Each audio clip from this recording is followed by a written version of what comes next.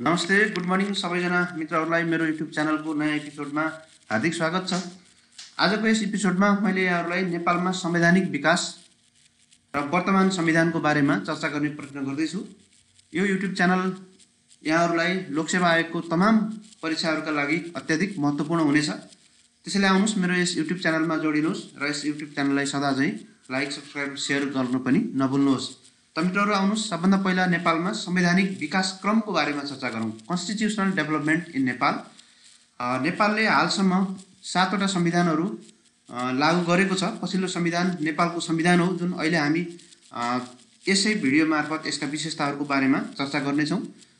त नेपालले हालसम्म विभिन्न 7वटा संविधानहरू लागू गरिसकेको छ। यो संविधानहरूको नाम के थियो त भनेर हामीले हेऱ्यौँ भने नेपालको पहिलो संविधान संवैधानिक कानुनको रूपमा रहेको नेपाल सरकार वैधानिक कानुन 2004 रहेको थियो। त्यसपछि नेपाल अन्तरिम शासन विधान 2007 आयो र त्यसपछि नेपालमा नेपाल अधिराज्यको संविधान भनेर 2015 मा ल्याइयो। त्यस्तै नेपालको संविधान 2019 आयो। त्यस्तै 2047 सालमा हामीले नेपाल अधिराज्यको संविधान 2047 भनेर ल्यायौँ र यस बीचमा हामीले नेपालको अन्तरिम संविधान 2063 पनि ल्यायौँ। अन्तरिम संविधानको मतलब चाहिँ अर्को संविधान बनाउन्जेलसम्मका लागि लागू गरिएको र अहिले हामीले नेपालको संविधान 2072 सालमा जारी गरेर लागू गरेका छौँ। यसरी हामीसम्म करिब 70 वर्षको अवधिमा हामीले 7वटा संविधानहरू लागू गरेका छौँ। यसरी विश्वमा सबभन्दा बढी संवैधानिक विकास क्रमको दृष्टिकोणले अत्याधिक कमजोर कडीको रूपमा नेपालको यो संवैधानिक विकास क्रम रहेको पाइन्छ। किन भन्दा 70 वर्षको अवधिमा 7वटा संविधान हुनु भनेको अवश्य पनि यो राज्य सञ्चालनको दृष्टिकोणले, राज्यको प्रभावकारिताको दृष्टिकोणले, राजनैतिक विकास क्रमको दृष्टिकोणले त्यति उत्साहजनक अवस्था होइन। किन भन्दा अमेरिकामा 200 वर्षभन्दा बढी अवधिमा एउटै संविधान चालु छ। भारतमा पनि लगभग 70-75 वर्षको अवधिमा एउटै संविधानमा संशोधन भएर काम चलिराखेको छ। जति धेरै संवैधानिक परिवर्तन हुँदै जान्छ त्यति धेरै मुलुकमा आन्दोलनहरू हुने, मुलुकमा चाहिँ मुलुकले चाहिँ सही निकास नपाउने र राजनीतिक रूपमा चाहिँ मुलुक अगाडि बढ्न नसक्ने अवस्था देखिन्छ। त्यसैले यो संवैधानिक विकास क्रममा यति धेरै संविधान हुनु आफैमा राम्रो होइन। तथापि अब हामीले यी प्रत्येक संविधानहरूको मूलभूत व्यवस्था के थियो र कमजोरी के थियो भन्ने बारेमा चर्चा गर्छौँ। त आउनु सबभन्दा पहिला नेपाल सरकार वैधानिक कानुन 2004 यसको बारेमा चर्चा गरौँ। यो नेपालको पहिलो लिखित संविधान थियो भनेर भन्न सकिन्छ। यद्यपि यसमा संविधानको नाम चाहिँ लेखिएको छैन। यो वैधानिक कानुन, सरकार सञ्चालन गर्ने एउटा वैधानिक कानुन हो भनेर भनिएको छ। नेपालको इतिहासमा हामीले हेऱ्यौँ भने प्रथम लिखित संविधानको रूपमा जङ्गबहादुर राणाले 1910 मा मुलुकी ऐन ल्याएका थिए। त्यसलाई हामी लिखित कानुनको रूपमा लिन्छौँ र त्यो एक हिसाबले शासन सञ्चालन गर्ने दस्तावेज थियो र त्यसलाई हामीले संविधानको रूपमा पनि मान्यता दिन सक्छौँ। तथापि त्यसलाई शासन सञ्चालन गर्ने सन्दर्भमा भन्दा पनि जनताको हक अधिकार र जनताको सुव्यवस्था कायम गर्ने सम्बन्धमा आएको कारणले त्यसलाई मुलुकी ऐन भनेर भनिएको छ। तर अब यो नेपाल सरकार वैधानिक कानुन 2004 छ। यो चाहिँ राणा शासनको अन्त्यको अवस्थामा करिब 104 वर्ष लामो नेपालको राणा शासन जुन थियो, यो राणा शासनको 100 वर्ष व्यतीत भइसकेपछि 2004 सालमा क्रान्तिहरू बढ्दै गइराखेको थियो। राणाहरूको विरुद्धमा जति पनि क्रान्तिहरू थिए त्यो क्रान्तिहरू बढिराखेको अवस्थामा त्यस्तो क्रान्तिलाई मत्थर पार्नका लागि त्यति बेलाका राणा प्रधानमन्त्री श्री 3 पद्म शमशेरद्वारा जारी गरिएको संविधान हो। यो संविधानमा शक्तिको स्रोत राणालाई मानिएको थियो। राणा जसलाई श्री 3 उपाधि दिइएको थियो, श्री 3हरूमा शक्ति केन्द्रित थियो। यो वास्तवमा यो परिवारमा सीमित शासन सत्ता यसले चाहिँ आत्मसात गरेको थियो। त्यसैले यो आम जनतामा शासन सञ्चालन गर्ने अधिकार दिनुभन्दा पनि राणा र राणा परिवारमा र स्पेसल्ली श्री 3 मा यो शक्तिको शासकीय शक्ति, राजकीय शक्तिको स्रोत मानिएको थियो। विधान घोषणा भए बमोजिम कार्यान्वयन भएको अवस्था थिएन। त्यसैले यसलाई घोषणा भएको पहिलो संविधान मानिन्छ, तर यो कार्यान्वयन हुन चाहिँ गएको थिएन।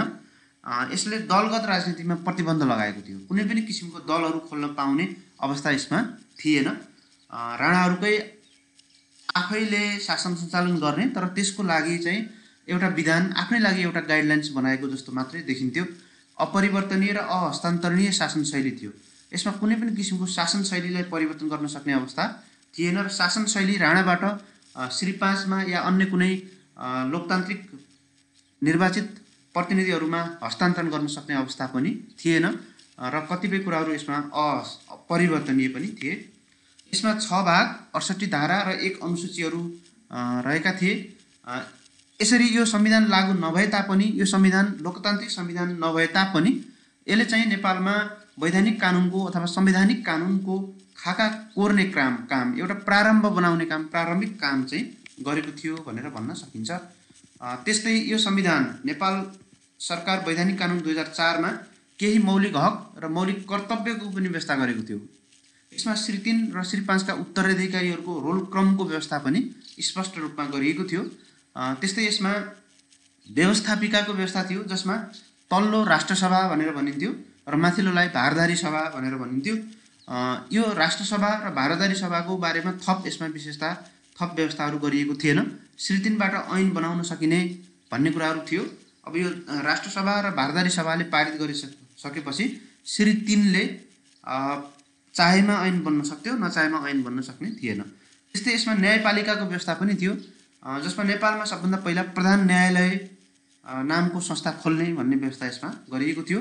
तथापि न्यायपालिकाका सम्पूर्ण अधिकारहरू चाहिँ अन्ततोगत्ता श्री 5 मा नै निहित रहने अवस्था थियो। यसैले स्वतन्त्र र सक्षम न्यायपालिकाको परिकल्पना गरिएको थिएन। तथापि न्यायपालिका प्रधान न्यायालय रहनेछ भन्ने व्यवस्था चाहिँ गरिएको थियो।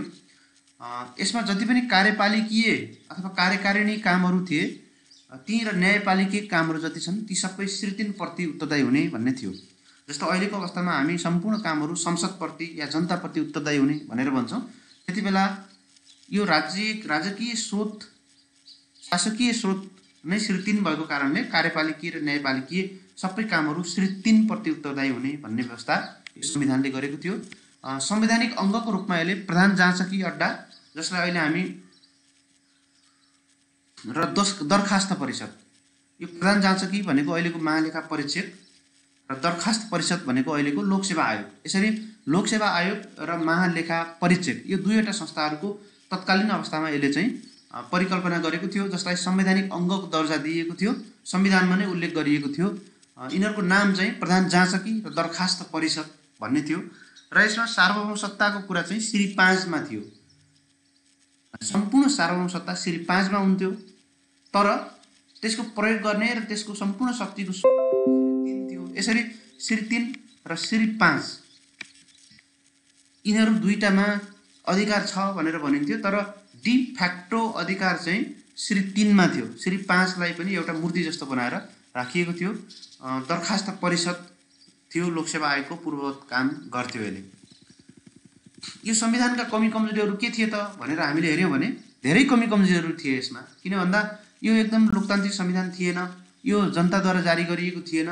यसले चाहिँ राज्य प्रमुखको भूमिका र स्थान बारेमा मौन रहेको थियो।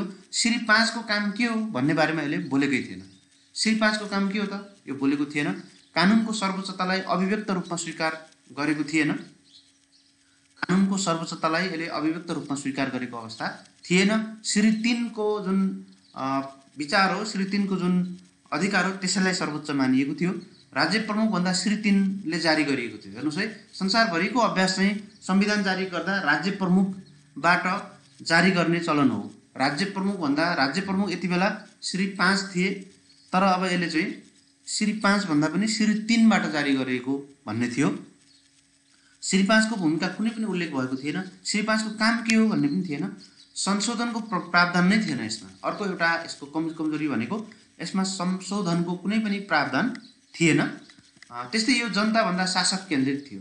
जनतालाई अधिकार दिने, सेवा दिने भन्दा पनि यो शासकलाई कसरी चाहिँ शासनलाई कसरी लम्ब्याउने, शासक वर्गहरूको शासनलाई कसरी चाहिँ सुरक्षित गर्ने भन्नेमै केन्द्रित थियो। त्यसैले यो संवैधानिक विकासको कडीमा एउटा महत्त्वपूर्ण प्रथम संविधान भए तापनि यो संविधानका धेरै कमी कमजोरीहरू थिए। अब यति हुँदाहुँदै पनि त्यो जुन नेपालको शासन विधान जुन थियो त्यो चाहिँ कार्यान्वयन कहिले पनि भएन। अन्ततोगत्ता राणा शासन नै नेपालबाट अन्त्य भयो र राणा शासन अन्त्य भइसकेपछि राणा काङ्ग्रेस र राजाको बिचमा जुन त्रिपक्षीय सम्झौता भयो त्यो सम्झौता पछि नेपालमा प्रजातन्त्रको स्थापना भयो 2007 सालमा र त प्रजातान्त्रिक व्यवस्थालाई थप व्यवस्थित बनाउनका लागि नेपाल अन्तरिम शासन विधान 2007 जारी गरियो। यो नेपालको इतिहासमा दोस्रो संविधान थियो र यो एक हिसाबले अन्तरिम थियो, किन भन्दा नेपाल लोकतान्त्रिक शासन पद्धतिमा जाने भन्ने व्यवस्था मुताबिक तत्कालीन अवस्थालाई जुन अन्तरिम व्यवस्था थियो त्यसलाई चाहिँ सञ्चालन गर्नका लागि यो शासन विधान ल्याइएको थियो। राजा त्रिभुवनबाट 2007 साल फागुन 7 गते प्रजातन्त्रको घोषणा गरियो। यो सँगसँगै 104 वर्ष लामो राणा शासनको विधिवत अन्त्य भयो र 2007 साल चैत्र 29 मा राजाबाट 2 वर्षका लागि घोषणा गरिएको यो संविधान हो। तर यो 8 वर्षसम्म बहाल रह्यो। सुरुमा 2 वर्षका लागि 2 वर्षभित्र नयाँ संविधान बनाउने र नयाँ लोकतान्त्रिक शासनमा हामी जाने भन्ने घोषणा थियो। त्यसका लागि बनाइएकोमा करिब करिब 8 वर्षसम्म यो संविधान रह्यो। कार्यकारिणी अधिकार राज्य सत्ता श्री 3 बाट श्री 5 मा ल्याएको थियो। सोही शक्तिको आधारमा श्री 5 ले यो विधान शासन विधान जारी गरेको थियो। यसमा विधायकी अधिकार अस्पष्ट थियो। विधायकी अधिकार कसले प्रयोग गर्ने भन्ने थिएन। विधायकी अधिकार प्रयोग पनि भएन। श्री 5 बाट अध्यादेशहरू जारी गर्ने, आदेशहरू जारी गर्ने त्यस्तो खालको आदेशहरूबाट चाहिँ यो विधायकी अधिकारको प्रयोग भएको थियो। संसदले विधायकी अधिकार प्रयोग गर्न सकेको थिएन, संसदै थिएन। त्यस्तै जननिर्वाचित प्रतिनिधिबाट शासन व्यवस्थाको सुरुवात भएको थियो। यसमा 7 भाग 74 धारा र 7 अनुसूचीहरू रहेका थिए। सार्वभौम सत्ताको कुरा चाहिँ यसमा हेर्यौँ भने हामीले राणाबाट राजामा केन्द्रित भएको थियो र न्यायपालिका प्रधान न्यायालयको व्यवस्था गरिएको थियो, जुन चाहिँ नेपाल सरकार वैधानिक कानुन 2004 मा पनि थियो। 4 मा यो प्रयोग भएन प्रधान न्यायालय, तर यो 2007 सालमा लागू भएको संविधानले चाहिँ प्रधान न्यायालयको व्यवस्था गर्यो। त्यस्तै यसमा अर्को महत्त्वपूर्ण विशेषता राज्यका नीति निर्देशक सिद्धान्तहरूको उल्लेख भएको थियो। नेपालको पहिलो संविधान हो जहाँ चाहिँ राज्यका नीति निर्देशक सिद्धान्तहरूको उल्लेख भएको थियो। यसमा लोकसेवा आयोगको व्यवस्था गरियो। यहाँहरूलाई थाहा छँदैछ नेपाल सरकार वैधानिक कानुन 2004 मा दरखास्त परिषदको व्यवस्था गरिएको थियो। लोकसेवा आयोग भन्ने थिएन। 2008 सालमा आएर लोकसेवा आयोगको स्थापना भयो। महालेखा परीक्षक र निर्वाचन आयोगको पनि व्यवस्था गरियो। यसरी यसमा 3 वटा संवैधानिक अङ्गहरूको व्यवस्था गरियो। लोकसेवा आयोग, महालेखा परीक्षक जुन दुईटै दरखास्त परिषद र प्रधान जाँचकी अड्डाको रूपमा 2004 सालको संविधानले ल्याएको थियो, कार्यान्वयन भएको थिएन। त अब यसले निर्वाचन आयोगको पनि व्यवस्था गर्यो। मौलिक हकहरू पनि यसमा केही समावेश भएको अवस्था थियो। अब यो संविधानको कमी कमजोरीहरू के छन् भनेर हामीले हेर्यौँ भने यसमा विधायिका सम्बन्धी प्रावधान नै थिएन। कति हदसम्म हेर्नुहोस् त, कानुन कसले बनाउने, कसरी बनाउने, कानुन बनाउने प्रावधानहरू के हुने भन्ने कुराहरू स्पष्ट रूपमा उल्लेख भएकै थिएन। मौलिक हकलाई निर्देशक सिद्धान्त अन्तर्गत राखिएको थियो। मौलिक हक जस्ता कुराहरूलाई राज्यका निर्देशक सिद्धान्त अन्तर्गत राख्नु ज्यादै कमजोरी हो। यो संविधानको कमजोरी रहेको थियो। राजाले मन्त्री परिषद गठन र विघटन गर्न सक्ने भन्ने कुरा थियो। त्यसैले मन्त्री परिषद जनताको नियन्त्रणमा, सांसदहरूको नियन्त्रणमा थिएन। यो राजाको इच्छा अनुसार गठन हुन्थ्यो र विघटन पनि हुन्थ्यो। राजाले जतिखेर पनि यो संविधानलाई संशोधन गर्न सक्ने अवस्था थियो। त्यसैले यो अन्तिम रूपमा यो राजालाई नै डेस्पोट किङको रूपमा स्थापना गरेको थियो, अथवा राजाले चाहेमा जे पनि गर्न सक्ने निरङ्कुश राजाको रूपमा थियो। संशोधनबाट व्यवस्थापिका बनाए पनि निर्वाचित व्यवस्थापिकाको प्रावधान चाहिँ रहेन। पछि यो संशोधन सुरुमा व्यवस्थापिकाको व्यवस्था नभए तापनि पछि संशोधन गरेर यसमा व्यवस्थापिका बनाउने भन्ने कुरा रह्यो, तर त्यो राजाबाट मनोनित हुने भन्ने कुराहरू थियो। अब 2015 सालमा नेपालमा नयाँ संविधान बनाइयो, नेपाल अधिराज्यको संविधान 2015। मित्रहरू, नेपालमा संविधान शब्द उल्लेख भएको कानुन यो नै पहिलो हो। यसभन्दा पहिलाका संविधानहरू हामीले पढ्यौँ, त्यसमा तपाईँ नेपाल सरकार वैधानिक कानुन 2004 भन्ने छ, त्यहाँ संविधान छैन। त्यस्तै नेपालको अन्तरिम शासन विधान 2007 छ, त्यहाँ पनि कुनै पनि किसिमको संविधान उल्लेख भएको छैन। त्यसैले नेपालको पहिलो संविधान भन्न सकिन्छ, किन भन्दा यसले संविधान भन्ने शब्द नै आफैमा ल्यायो र यो मूल कानुनको रूपमा रहेको छ भन्ने कुरा पनि यसमा उजागर भयो। 15 साल फागुन 1 मा राजा महेन्द्रद्वारा घोषित गरिएको थियो। प्रधानमन्त्री सहित 14 जना नबढाई मन्त्रीमण्डल हुने भन्ने कुरा यसमा उल्लेख भएको थियो। त्यस्तै कार्यकारिणी अधिकार राजामा निहित थियो। यसमा 10 भाग 77 धारा र 3 अनुसूचीहरू रहेका थिए। संसदको कुरा, पार्लियामेन्टको कुरा गर्यौँ भने 2 सदनात्मक व्यवस्थापिका थियो। एउटा महासभा थियो, अर्को प्रतिनिधि सभा थियो। तल्लो सदन प्रतिनिधि सभा थियो माथिल्लो सदनलाई महासभा भनेर भनिन्थ्यो। यसमा हिन्दू राज्यको स्पष्ट रूपमा उल्लेख भएको थियो। देवनागरी लिपिको राष्ट्रिय नेपाली भाषालाई राष्ट्रिय भाषा भनेर यही संविधानले उल्लेख गरेको अवस्था थियो। न्यायपालिकाको अवस्था हेऱ्यौँ भने प्रधानमन्त्रीको परामर्शमा राजाबाट प्रधान न्यायाधीश नियुक्त हुने व्यवस्था थियो। त्यस्तै यसमा धारा 55 थियो जसबाट बाधा अड्काउ फुकाउने भन्ने व्यवस्था थियो। त्यही व्यवस्थालाई प्रयोग गरेर राजा महेन्द्रले दलमाथि प्रतिबन्ध लगाएर पञ्चायती व्यवस्थाको सुरुवात गरेका थिए। यसरी धारा 55 एउटा आफैमा यो कमी कमजोरी हो भनेर भन्न सकिन्छ। नेपाल अधिराज्यको संविधान 2015 रहेका संवैधानिक निकायहरूको बारेमा हामीले हेऱ्यौँ भने लोकसेवा आयोग, महालेखा परीक्षकको व्यवस्था थियो। त्यस्तै कार्यपालिका, न्यायपालिका र व्यवस्थापिकाको सर्वोच्च स्थानमा श्री 5 हुन्थ्यो। कार्यपालिका, व्यवस्थापिका र न्यायपालिका तीनटा शक्ति पृथककरणको व्यवस्था यसमा गरियो। तर ती तीनटैमा चाहिँ सर्वोच्च स्थानमा श्री 5 हुन्थ्यो। व्यवस्थापिकामा श्री 5 सहितको व्यवस्थापिका भन्ने कुराहरू थियो। मौलिक हकलाई व्यवस्थापिकाले निष्क्रिय गरिदिन सक्ने व्यवस्था थियो। व्यवस्थापिकामा राजा हुने र त्यो व्यवस्थापिकाले फेरि मौलिक हकलाई निष्क्रिय गरिदिन सक्थ्यो, जुनसुकै मौलिक हकलाई। र राजगद्दी सम्बन्धी कानुनहरू संविधानभन्दा माथि थिए। संवैधानिक राजतन्त्रले निर्वाचित प्रधानमन्त्रीलाई बर्खास्त गर्न सक्थ्यो। यस्ता कुराहरू यसको मूलभूत कमजोरीको रूपमा रहेका थिए।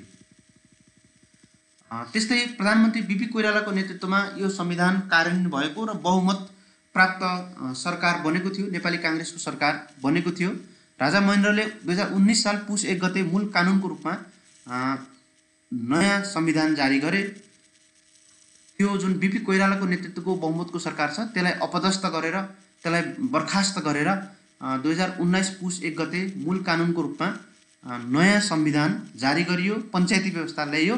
यसरी नेपालको संविधान 2019 जारी भयो। यस संविधानले मूलतः राजनीतिक दलहरूमाथि पूर्णतया प्रतिबन्ध लगायो। यसले निर्दलीय पञ्चायती व्यवस्था लागू गर्नेतर्फ उन्मुख भयो र यसमा हिन्दू राज्यको कुराहरू पनि लेखियो। यसमा 20 भाग, 97 धारा र 6 अनुसूचीहरू थिए। तीनवटै अधिकारहरू राजामा केन्द्रित थिए। तीनवटा अधिकार भन्नाले व्यवस्थापकीय अधिकार, कार्यपालिकीय अधिकार र न्यायिक अधिकार, तीनटै अधिकार। यद्यपि तीनटा अलग निकायहरू त थिए तर ती सम्पूर्णमा राजामै केन्द्रित अधिकार थियो। कार्यपालिकाको रूपमा हामीले हेऱ्यौँ भने सुरुमा राजाको अध्यक्षतामा मन्त्री परिषद गठन हुने भन्ने थियो। पछि यसबाट संशोधन गरेर, संविधानलाई संशोधन गरेर प्रधानमन्त्री बनाउने भन्ने कुराहरू गरियो। व्यवस्थापिकाको कुरा हामीले हेऱ्यौँ भने एक सदनात्मक राष्ट्रिय निर्दलीय पञ्चायत भन्ने थियो। पञ्चायत व्यवस्था त्यसले यसलाई भनिएको हो। न्यायपालिका हेऱ्यौँ भने सर्वोच्च अभिलेख अदालतको रूपमा सर्वोच्च अदालत रहेको थियो। त्यस्तै यसमा अख्तियार दुरुपयोग अनुसन्धान निवारण आयोगको व्यवस्था गरिएको थियो। हेर्नुहोस् है, अहिले हामी अख्तियार दुरुपयोग अनुसन्धान आयोगको कुरा गर्छौँ नि, त्यो अख्तियार दुरुपयोग अनुसन्धान आयोगको पूर्ववर्ती पहिला नेपालको संविधान 2019 मा अख्तियार दुरुपयोग निवारण आयोगको व्यवस्था गरिएको थियो। त्यो पनि सुरुमै थिएन, पछि यसको दोस्रो संशोधन 2032 मा भयो। त्यो दोस्रो संशोधनले अख्तियार दुरुपयोग निवारण आयोगको व्यवस्था गर्यो। जन्मसिद्ध र अङ्गीकृत नागरिकताको प्रावधान यसमा थियो र 30 वर्षभन्दा बढी कायम रहेको नेपालको पहिलो संविधान यो रहेको थियो। एकमात्र संविधान भन्दा पनि हुन्छ 30 वर्षभन्दा बढी कायम रहेको। योभन्दा बाहेकका अरू संविधानहरू यति लामो अवधिसम्म कायम रहेको अवस्था छैन। अब यो संविधानको कमी कमजोरीहरू के थिए भनेर हामीले हेऱ्यौँ भने नेपालको संविधान 2019 राजाप्रति उत्तरदायी हुनुपर्ने व्यवस्था थियो। सम्पूर्ण शासकीय संयन्त्रहरू राजाप्रति उत्तरदायी हुन्थ्यो। 2022 पश्चात दलविहीनता भन्ने शब्दहरू ल्याइयो पहिलो संशोधन गरेर। पहिला सुरुमा 2019 आउँदा दलविहीनता भन्ने थिएन। 2022 मा भएको प्रथम संशोधनले दलविहीनतालाई आत्मसात गर्यो। त्यसैले यो एउटा निरङ्कुश प्रकारको शासकीय शैली अवलम्बन गरेको संविधान थियो। सार्वजनिक हितको निमित्त मौलिक हक नियन्त्रण गर्न कानुन बन्न सक्ने धारा 17 मा व्यवस्था गरिएको थियो। मौलिक हक त थिए तर ती मौलिक हकलाई नियन्त्रण गर्नका लागि कानुन बनाउन सक्ने व्यवस्था थियो। कानुन कसले बनाउँथ्यो? पञ्चायतले बनाउँथ्यो। त्यो पञ्चायतको फेरि कसको आदेशमा गठन हुन्थ्यो? राजाको आदेशमा। त्यसैले राजा नै सर्वसर्वा थिए। तथापि यो संविधानमा कार्यान्वयनमा इमान्दारिता पनि देखिएन। यो संविधानमा भएका धेरै कुराहरू कार्यान्वयन पनि भएनन्। संशोधन हुँदै नयाँ नयाँ व्यवस्थाहरू ल्याइयो। लोकतान्त्रिक आधारभूत मान्यताको अभाव यो संविधानमा रहेको थियो। अब त्यस्तै संवैधानिक विकासको क्रमको चौथो संविधानको रूपमा हामीले नेपाल अधिराज्यको संविधान 2047 लिन सक्छौँ। यो पञ्चायती व्यवस्थाको विरुद्धमा नेपालमा जनआन्दोलन भयो 2046 सालमा। त्यो जनआन्दोलनको माध्यमबाट नेपालमा पञ्चायती व्यवस्थालाई हटाइयो र संवैधानिक राजतन्त्रको रूपमा नयाँ व्यवस्था ल्याइयो। यही प्रजातान्त्रिक संविधानको रूपमा 2047 सालमा एउटा संविधान बन्यो। 47 साल कार्तिक 23 गतेदेखि यो संविधान लागू भएको थियो। यसमा 23 भाग 133 धारा र 3 अनुसूचीहरू रहेका थिए। नेपालको इतिहासमा पहिलो पटक सार्वभौम सत्ता सोभरेनिटी नेपाली जनतामा निहित छ भनेर संविधानमा लेखियो। यसमा व्यवस्थापिका, कार्यपालिका र न्यायपालिकाको स्पष्ट कार्यात्मक शक्ति विभाजन गरियो। यसमा 2 सदनात्मक व्यवस्थापिका थियो, जसमा राष्ट्रिय सभा र प्रतिनिधि सभा भनेर भन्छौँ। अहिलेको हाम्रो संविधानमा गरेको राष्ट्रिय सभा र प्रतिनिधि सभा पनि यही संविधानकै जस्तो देखिन्छ। कार्यकारिणी अधिकार श्री 5 र मन्त्री परिषदमा निहित छ भनिएको थियो। हेर्नुहोस् है, कार्यकारिणी अधिकार मन्त्री परिषदमा मात्रै होइन, श्री 5 मा पनि छ भनेर भनिन्थ्यो। त्यसैले गर्दा यसले संवैधानिक राजतन्त्र भन्दा पनि राजामा अलि बढी अधिकार छ कि भन्ने भान हुन्थ्यो। बहुमत प्राप्त प्रधानमन्त्रीको अध्यक्षतामा मन्त्री परिषद गठन हुन्थ्यो। स्वतन्त्र न्यायपालिकाको व्यवस्था यसमा थियो। 3 तहको अदालत थियो। सर्वोच्च अदालतलाई अभिलेख अदालतको रूपमा उच्च अदालतको सबैभन्दा माथिल्लो अदालतको मान्यता दिएको थियो। यस्तै बहुदलीय व्यवस्था यसमा ल्याइएको थियो। संवैधानिक परिषदको व्यवस्था पनि यसमा थियो। त्यस्तै यो संविधानमा हेऱ्यौँ भने यसको विशेषताहरूमा संवैधानिक राजतन्त्रको परिपाटी अवलम्बन गरिएको थियो। बहुदलीय प्रजातान्त्रिक शासकीय पद्धतिलाई यसले अवलम्बन गरेको थियो। यसमा स्वतन्त्र र सक्षम न्यायपालिकाको व्यवस्था पनि थियो र यसले आधारभूत मानव अधिकारको प्रत्याभूति पनि दिइएको थियो। मानव अधिकारका कुराहरू, मौलिक हकका कुराहरू यसमा थिए। आवधिक निर्वाचन र बालिग मताधिकारको व्यवस्था पनि यसले गर्यो र यसले केही धारा 116 यसको अपरिवर्तनीय थियो। आधारभूत संरचनाहरूलाई परिवर्तन गर्न नसकिने भन्ने थियो। त्यही अपरिवर्तनीय संरचनाको कारणले गर्दा यो संविधानलाई फ्लेक्सिबल बनाउन सकिएन र यो संविधान पनि धेरै हामीले टिकाउन सकेनौँ र नयाँ संविधानमा जानु पर्यो। अब यस संविधानको कमी कमजोरीहरू के थिए त? नेपाल अधिराज्यको संविधान 2047 को भन्दा यसमा जनभावना र प्रस्तावनाको प्रतिकूल संशोधन हुन नसक्ने वृहत व्यवस्थाहरू थिए। जनताले चाहेमा संशोधन गर्न संसदीय प्रणाली, संवैधानिक राजतन्त्र जस्ता कुराहरू थिए जसलाई चाहिँ परिवर्तन गर्न सक्ने थिएन। प्रस्तावनामा राजामा निहित अधिकार प्रयोग गरी जारी गरिएको भन्ने व्यवस्था थियो। यद्यपि यो राजाले बनाएको थिएनन्, त्यसमा एउटा कमिटीले बनाएको थियो। तर त्यो कमिटीले बनाए पनि राजामा निहित अधिकारको प्रयोग गरेर जारी गरिएको भन्ने व्यवस्था थियो, जसले चाहिँ जनतामा अपनत्व भाव सिर्जना गर्न सकेको अवस्था थिएन। यसले समावेशी लोकतन्त्र र सामाजिक न्यायको व्यवस्थालाई पुरापुर खारेज गरेको थियो, अथवा यसले समावेश गर्नै सकेको थिएन। इन्क्लुसिभ डेमोक्रेसी, समावेशीकरण, समानुपातिक प्रतिनिधित्व, सामाजिक न्याय जस्ता कुराहरूलाई यसले व्यवस्था गरेको थियो। जनसहभागिताको अभाव थियो। हरेक ठाउँमा जनसहभागिताको कुरा, पिपुल्स पार्टिसिपेसन, यो संविधान निर्माण गर्दा पनि र कार्यान्वयन गर्दा पनि जनसहभागिताको अभाव थियो र यो संविधानलाई इमान्दारितापूर्ण ढङ्गले कार्यान्वयन गर्न सकिएन। त्यसैले यो संविधानको अवधिमै नेपालमा सशस्त्र विद्रोह भयो, माओवादी सशस्त्र विद्रोह भयो। 10 वर्षमा यो संविधानलाई धज्जी उडायो। राजाले पनि पछिल्लो समयमा 2059 सालमा आएर राजा ज्ञानेन्द्रले यो संविधानलाई फेरि धज्जी उडाउने काम गरे र यो संविधान पनि लामो समयसम्म टिक्न सकेन र नेपालमा दोस्रो जनआन्दोलन भयो 2062-63 मा र त्यसपछि हामी अर्को व्यवस्थातर्फ उन्मुख भयौँ। र नेपालमा दोस्रो जुन जनआन्दोलन भयो 62-63 मा, जनयुद्धको अन्त्य र जनआन्दोलन 2062-63 पछि नेपालमा राजतन्त्रको अन्त्य भयो, गणतन्त्रको स्थापना भयो, सङ्घीयतातर्फ मुलुक जाने भयो। लोकतान्त्रिक गणतन्त्रात्मक सङ्घीय राज्य व्यवस्था अवलम्बन गर्नुपर्ने अवस्था आयो। त्यसो भएको कारणले गर्दा नेपालमा एउटा नयाँ संविधान बनाउनु पर्ने अवस्था आयो। त्यो नयाँ संविधान बनाउनका लागि हामीले संविधान सभाको चुनाव गर्ने। अब यसभन्दा विगतका संविधानहरूले जसरी राजाबाट जारी गरिन्थे या श्री 3 बाट जारी गरिएका थिए, अब त्यस्तो होइन। अब नेपालको संविधान नेपाली जनताले बनाउने हो र त्यो जनताले बनाएको संविधान जनताले जारी गर्ने हो भन्ने मान्यता अनुसार संविधान सभाको चुनाव गरेर नयाँ संविधानमा जानुपर्छ भन्ने मान्यता आयो र यसै मान्यता मुताबिक त्यो नयाँ संविधान सभाको चुनाव गरिसकेर त्यसले जुन संविधान बनाउँछ त्यो संविधान बनाएर लागू नहुन्जेलसम्मका लागि एउटा अन्तरिम किसिमको संविधान, अन्तरिम संविधान भनेको पुरानो संविधान खारेज भएको र नयाँ संविधान नबनेको अवस्थामा शासन सञ्चालन गर्नका लागि बनेको संविधानलाई अन्तरिम संविधान भनेर भनिन्छ। नेपालमा नेपाल अधिराज्यको संविधान 2047 खारेज भएको र नयाँ संविधान नबनेको अवस्थामा 2063 सालको अन्तरिम संविधान लागू भयो। संविधान सभासम्मको अन्तरिम समयको लागि यो संविधान बनेको थियो।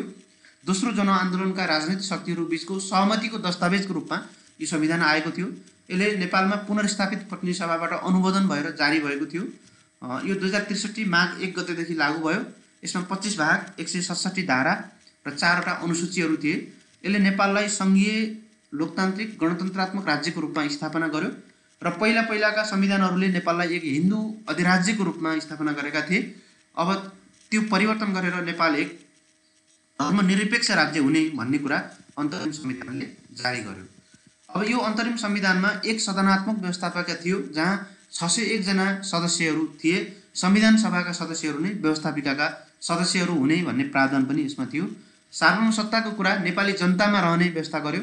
यसले राष्ट्रपतिको व्यवस्था पनि गर्यो। राष्ट्र प्रमुखको रूपमा राजालाई सुरुमा निलम्बन गरियो र पछि संशोधन गरेर राजालाई यसले चाहिँ हटायो र राजालाई हटाइसकेपछि राष्ट्रपतिको व्यवस्था गरियो र नेपालको इतिहासमा नै राष्ट्रपतिको व्यवस्था गर्ने पहिलो संविधान नेपालको अन्तरिम संविधान 2063 रहेको थियो। त्यस्तै कार्यकारिणी अधिकार एक्जिक्युटिभ पावरको कुरा हामीले गऱ्यौँ भने कार्यकारिणी अधिकार यो संविधान बमोजिम मन्त्री परिषदमा रहन्थे।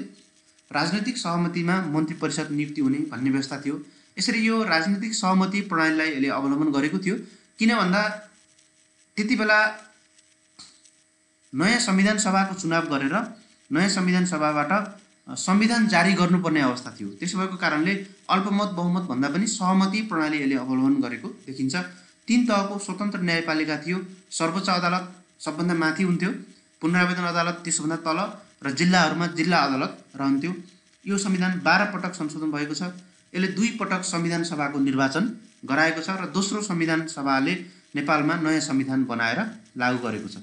सरकारी कामकाजको भाषा नेपाली भाषा हुने भन्ने कुरा थियो, तथापि नेपालमा बोलिने सबै मातृभाषाहरू नेपालको राष्ट्रभाषा हुने भन्ने थियो। यसरी नेपालमा राष्ट्रभाषा र सरकारी कामकाजको भाषा 2 किसिमका भाषाहरूको व्यवस्था चाहिँ यसले गरेको थियो। अब यो संविधानमा राज्यको अग्रगामी पुनः संरचना गर्ने सङ्कल्प गरिएको थियो। राज्यलाई अब परम्परागत सामन्ती राज्य प्रणालीबाट एकात्मक राज्य प्रणालीबाट राजतन्त्रात्मक राज्य प्रणालीबाट अब विकेन्द्रित सङ्घीय संरचना उन्मुख लोकतान्त्रिक सङ्घीय गणतन्त्रात्मक धर्मनिरपेक्ष युक्त समावेशी लोकतन्त्रमा जाने भन्ने कुरा यसले गरेको थियो। यसरी राज्यको पुनर्संरचना गर्नका लागि संविधान सभा बनाएर त्यो संविधान सभाले संविधान लेखेर त्यो संविधान मुताबिक अगाडि बढ्ने सङ्कल्प थियो। राज्यका सबै अङ्गमा समानुपातिक समावेशिताको प्रत्याभूति गरिएको थियो, अथवा यसले चाहिँ इन्क्लुसिभ डेमोक्रेसी समावेशी लोकतन्त्रको आयामलाई समेटेको थियो। लोकतान्त्रिक मूल्य मान्यताप्रति यो संविधान पूर्णतया प्रतिबद्ध थियो। निर्वाचन प्रणालीको नयाँ आयामको रूपमा यसले समानुपातिक निर्वाचन प्रणालीलाई पनि आत्मसात गरेको थियो। त्यस्तै अग्रगामी आर्थिक सामाजिक परिवर्तनको लागि उद्घोष गरेको थियो र यो 4थो संशोधनद्वारा राजतन्त्रको विधिवत अन्त्य गरेर सङ्घीय लोकतान्त्रिक गणतन्त्रात्मक नेपालको घोषणा गरेको थियो र यो 4थो संशोधनद्वारा नेपालमा राष्ट्रपतीय व्यवस्था लागू भएको थियो। त्यस्तै मित्रहरू, यो नेपालको अन्तरिम संविधान 2063 का कमी कमजोरीहरूको बारेमा चर्चा गर्नुपर्दा यो राजनीतिक सहमतिमा बनेको थियो र यसले राजनीतिक सहमति प्रणालीलाई नै आत्मसात गरेको थियो। यसमा बहुमती प्रणाली या चाहिँ अन्य कुनै प्रणाली भन्दा पनि राजनीतिक दलहरूको बिचमा सहमति कायम गरेर त्यो सहमति मुताबिक शासन सञ्चालन गर्ने, त्यसै कारणले गर्दा पालै पालो सबैजना मन्त्री हुने प्रधानमन्त्री हुने भन्ने खालको थियो। त्यस्तै यो 4थो र 5औं संशोधनमा चाहिँ यसले चाहिँ धेरै नयाँ कुराहरू ल्यायो। राजनीतिक सहमति पद्धतिलाई पनि आत्मसात गरियो। संविधान सभाको अन्त्यपछि कुन व्यवस्थापिकाले काम गर्ने भन्ने कुरा यसमा थिएन। यो आफैमा एउटा अन्तरिम किसिमको थियो र एजेन्डा बोकेको संविधान हो। गणतन्त्र, त्यस्तै सङ्घीयताको अनि धर्मनिरपेक्षताको लगायतका विभिन्न खालका जातीय क्षेत्रीय भाषिक एजेन्डाहरू बोकेर नेपाललाई अस्थिर बनाउन लागेको भन्ने खालको आरोप चाहिँ लागेको थियो। त मित्रहरू, आज मैले यहाँहरूलाई नेपालमा संवैधानिक विकास क्रमका विभिन्न 6वटा संविधानहरूको बारेमा चर्चा गरेँ। अब म अर्को भागमा म यहाँहरूलाई नेपालको वर्तमान संविधानको बारेमा चर्चा गर्नेछु। मेरो युट्युब च्यानललाई लाइक, सब्सक्राइब र सेयर गर्न नभुल्नुहोला। आजलाई यति नै। हस्त, नमस्ते।